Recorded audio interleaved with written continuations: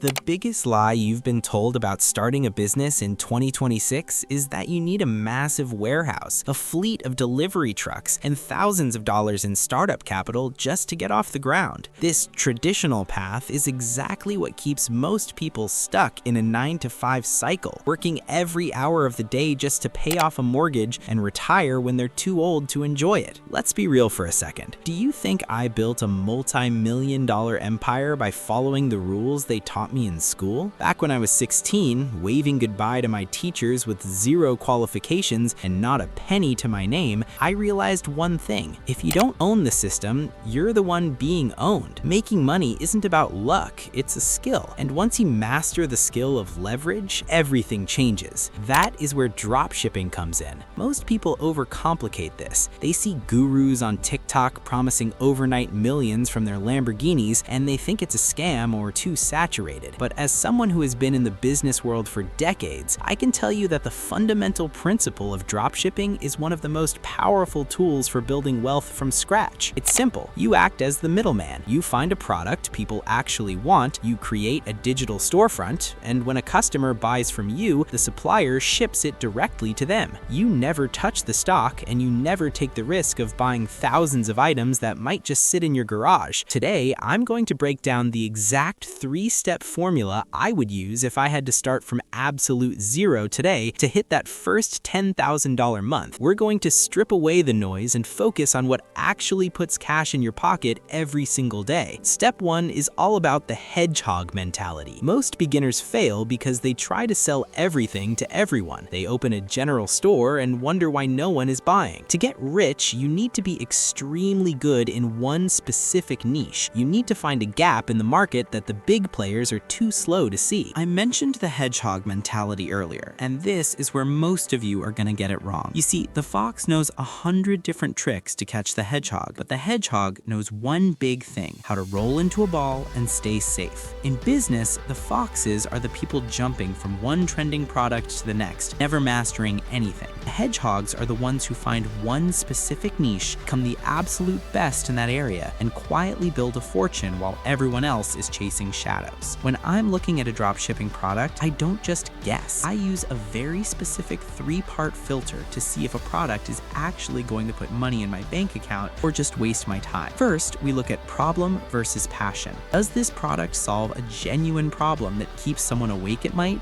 or does it tap into a deep passion? Think about it. If someone has a backache, they aren't browsing for a solution.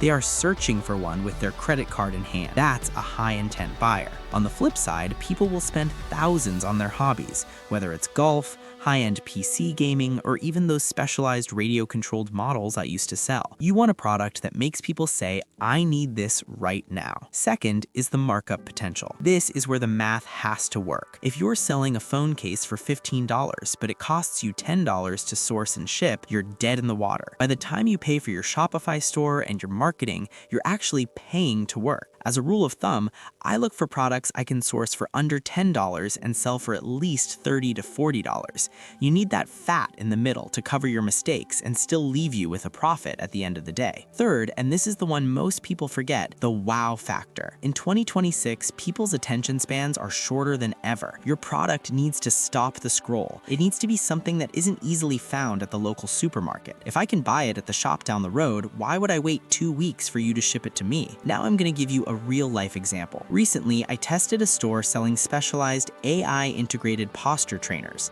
These aren't your standard cheap Velcro straps. They use a small sensor to vibrate when you slouch. It solves a problem, back pain, it has a high perceived value, tech-driven, and you can't just pick one up at a corner shop. But finding the product is only half the battle. You need a digital shop front that doesn't look like a scam. Most beginners make the mistake of using every color in the rainbow and adding limited time offer timers everywhere. It looks desperate. The 1% build stores that look like high-end brands. They use clean aesthetics, clear fonts, and most importantly, they build trust. Remember, you aren't just selling a piece of plastic from China. You are selling a solution or an experience. If you can't convince me in 3 seconds that your site is professional, I'm clicking away and your competitor is getting my money. Right, you've got your niche and your professional-looking store. Now comes the part where most beginners fall flat on their face, getting people to actually visit the site. Most people think they need a $5,000 ad budget to start. They throw money at Facebook or Google, the algorithm eats it for breakfast, and they're left with 0 sales and a maxed out credit card. If you want to join the 1%, you need to use leverage. In 2026, the greatest leverage available to you is organic short-form content. Whether it's TikTok, Reels, or YouTube Shorts, these platforms are currently giving out free digital real estate to anyone who can capture attention. I use what I call the rule of 3 for content creation. First,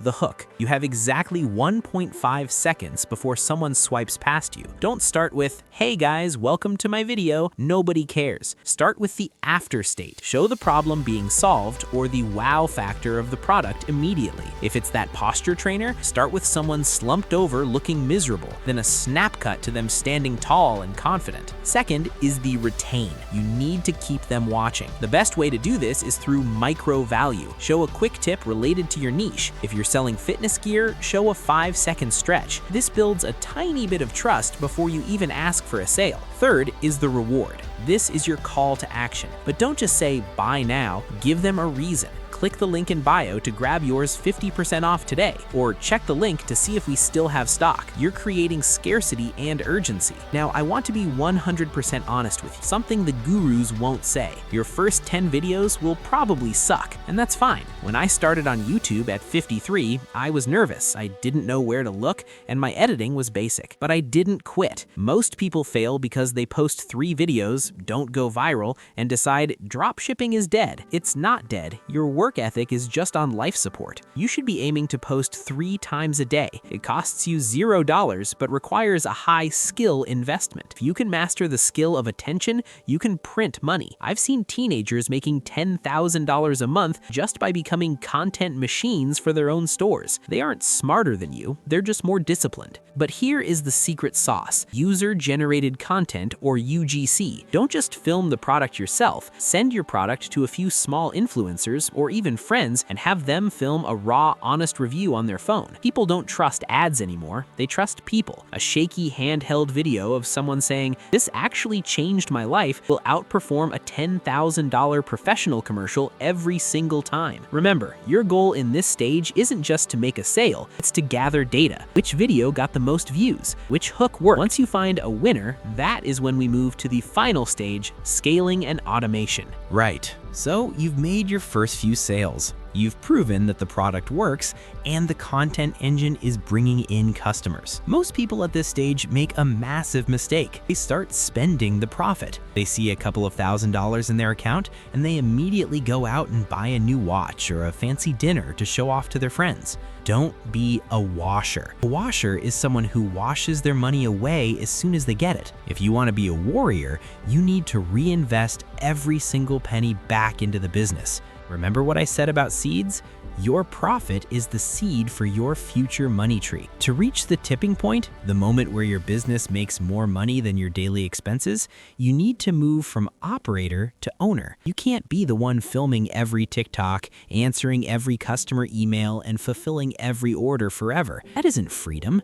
That's just a job you created for yourself. This is where you use software and systems. The fulfillment. Use tools like AutoDS or ZenDrop to automate the ordering process. When a customer buys from you, the system should automatically alert the supplier and send the tracking number. You shouldn't even have to click a button. The content?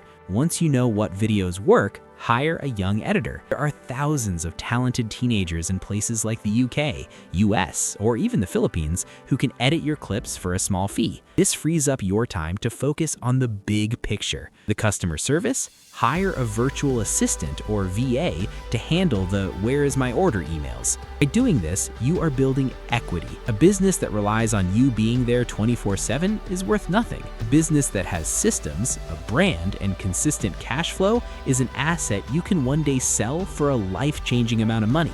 That is how you go from making $10,000 a month to having a multi-million-dollar exit. But here is my final piece of advice, and it's the most important one. Don't wait for perfect. I've seen so many people spend 6 months researching and never actually launching a store. Your clock is ticking. The best way to learn is by doing. You'll hit roadblocks, I guarantee it, but don't view them as disasters, view them as challenges that the 99% are too weak to overcome. If you've made it this far, it shows me you have the willpower to actually change your life. You aren't just a consumer, you're a producer in training. So quit talking about it, quit planning it, and go and build it. Now, if you want to know how I manage my millions once the money starts rolling in, you should check out my video on the 1% money management rule right up there. But don't click on it just yet. Make sure to hit that subscribe button, smash the like button for the algorithm, and ring that notification bell so you don't miss out on the next one. Your professor, I'll see you over there.